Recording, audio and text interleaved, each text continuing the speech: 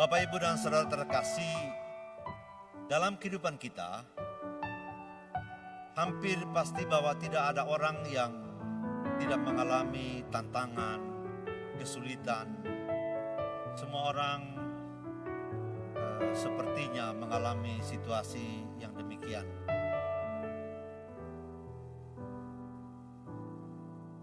Dan itu bukan pengalaman untuk manusia yang hidup di zaman ini, tetapi juga dari zaman-zaman sebelumnya. Dan hal itu juga disadari oleh Yesus. Maka sebelum dia meninggalkan murid-muridnya, dia sungguh-sungguh menyerahkan mereka kepada perlindungan Tuhan, perlindungan Allah sendiri. Dan Paulus juga mengetahui hal itu. Oleh karena itu sebelum dia meninggalkan orang-orang di Efesus, setelah 3 tahun tinggal bersama dengan mereka, membina mereka, dia kemudian berdoa kepada mereka supaya mereka sungguh-sungguh menjadi umat yang bertumbuh dengan baik dan juga mengambil bagian di dalam pemeliharaan jemaat yang telah dia bangun. Kalau kita mencermati bacaan Injil Yohanes yang kita dengarkan ini, Yesus menyadari tentang kesulitan yang akan dihadapi oleh para muridnya.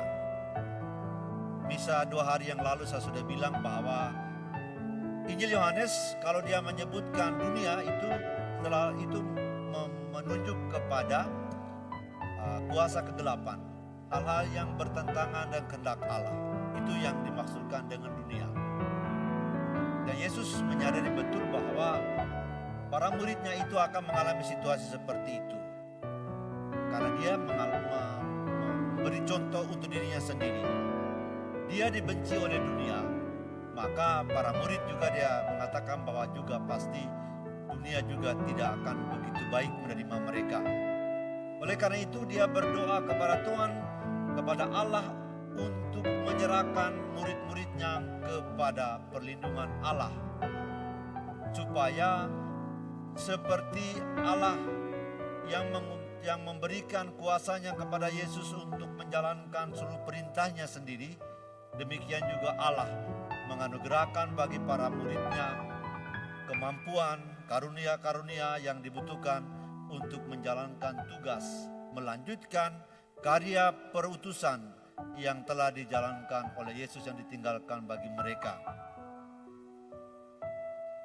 Dan dengan menyatukan hidup dengan apa yang dikehendaki oleh Tuhan, maka Yesus juga menghendaki agar mereka pun boleh mengalami dalam hidup mereka rahmat dan belas kasih Allah, sehingga mereka kemudian dikuduskan di dalam kehidupan mereka.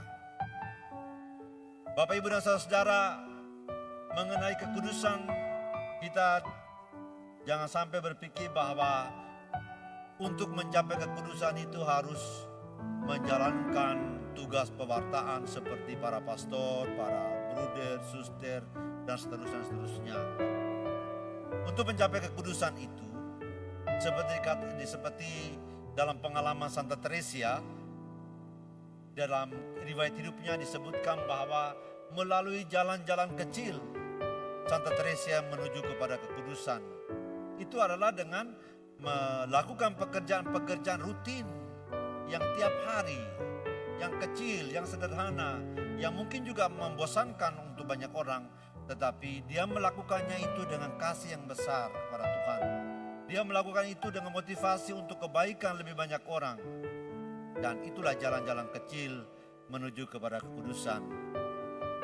Jadi kita semua masing-masing Bapak, Ibu, dan saudara, kita mendapatkan peran dan tanggung jawab yang diberikan Tuhan kepada kita sesuai dengan hidup kita.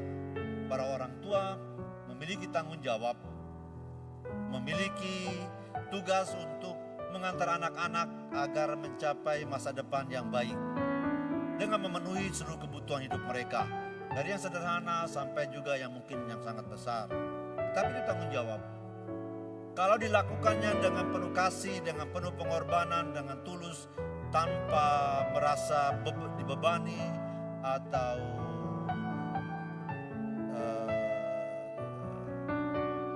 tidak ada motivasi lain selain kebaikan keluarga, maka itulah jalan-jalan kecil yang dikatakan Santa Teresia untuk menuju kekudusan. Seorang bapak yang dengan penuh pengorbanan bekerja siang dan malam untuk kebaikan keluarga, itulah jalan-jalan kecil menuju kepada kekudusan. Seorang guru yang dengan tekun dan setia membimbing, mengajar anak-anaknya walaupun anak-anak seringkali menjengkelkan, membuat onar dan seterusnya. Tetapi seorang guru yang tulus, dia menjalankan tanggung jawabnya dengan baik, maka itulah jalan-jalan kecil menuju kepada kekudusan. Dan oleh doa Yesus yang kita dengarkan tadi, Yesus mendoakan kita semua orang yang menyatakan dirinya sebagai pengikutnya yang mengimani Dia. Dan Tuhan menyerahkan kita semua dalam lindungan Tuhan, dalam penyelenggaraan Allah. Dan Tuhan akan membuat kita menjadi pribadi-pribadi beriman yang kuat untuk menjalankan tanggung jawab kita masing-masing sesuai dengan bagian yang diberikan Tuhan kepada kita untuk kehidupan kita. Oleh karena itu, kita juga patut untuk senantiasa menghadap Allah dengan iman, dengan hati yang terbuka, untuk membiarkan roh Allah itu masuk dalam hidup kita, dalam keluarga kita, untuk membimbing dan mengarahkan kita agar kita dimampukan untuk selalu melakukan hal-hal yang baik dan benar sebagai jalan-jalan kecil menuju kepada kekudusan. Kita berdoa, semoga Tuhan memberkati kita semua.